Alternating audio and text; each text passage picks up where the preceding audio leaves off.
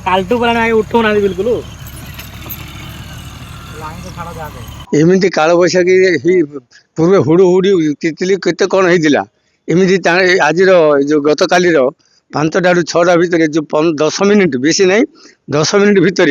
एमतीका गोटे पवन आसला से पवन रे बड़ बड़ गछ इलेक्ट्रिक वायर सब भांगी नष्ट की तले पड़ जाइए जहाद्वारा कि यातायात कार्यक्रम व्याघात होची घरे टोपे पानी ना कौन करूँ से बोलिकी समस्त अस्तव्यस्त एणु ये करेन्ट केबे आसो कौन कर आम आकलन करूँ एणु प्रशासन को अनुरोध अति शीघ्र जमी आमर जनजीवन उद्धार करेंगे से व्यवस्था करने मोर अनुरोध तेणु अनुरोध कर प्रशासन को ये जो तार छिड़ी पड़ी गछपतर सब पड़ी आउ गत राति से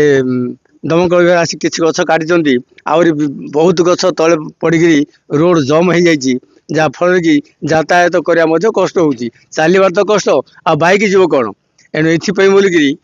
आम प्रशासन को अनुरोध करुँ युद्धकालीन भित्ति जमी यार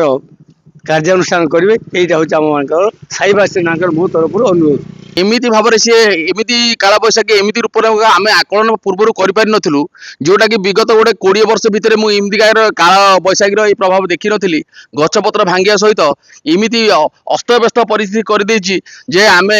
अद्यावधि आमर ये विद्युत पूरा खुंट जाक भांगी जाइए गोटे आगू देखुं ये प्रकार जमीका परिस्थिति गछपत्र भांगी पूरा पूरी रास्ता जाम हो जाइए एठू आम जनजीवन आम दैनिक जीवन यात्रा भी आम पूरा व्याहत कहले चले आम बर्तमान सुधा पानी टोपे भी ना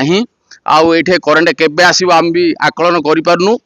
देखा जाऊ प्रशासन किभली एप्रति दृष्टि रखुंट देखिया जी चक्रवाक पवन रे जो प्रकार है आमर से सुधागर पात्र आज्ञार से घर आगे एमती बाहर बैक उपर से लदी से घर बाहर मुस्किल थिला कि बर्तमान परिस्थिति तापरे से रास्ता को जमी अच्छी रतनपुर रोड टा पूरा पूरी जाम होगी बर्तमान सुधा